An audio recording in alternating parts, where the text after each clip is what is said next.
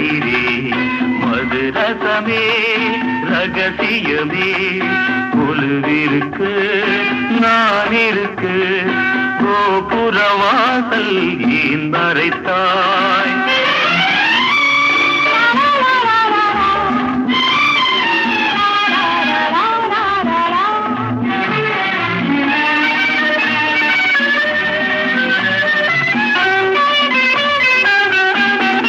மன்மதனை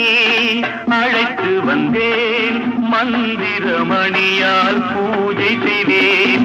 அபிஷேகம் நடத்த வந்தேன் அந்தியிலே சாந்தி செய்வேன்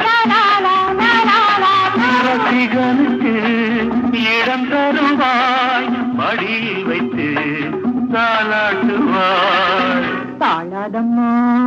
மணி விளக்கே